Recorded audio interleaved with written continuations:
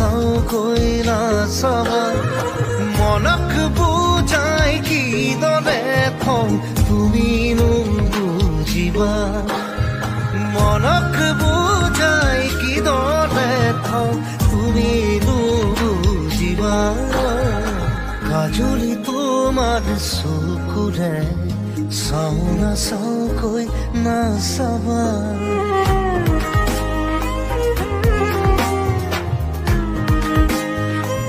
বাকি যি নহওক এই জেড-জিটো দেখি ভাল লাগিছে আজিকালি 3G 4G 5G চলে অসমত জেড-জি চলে। Thank you. আগুৰি বাহৰে গগনা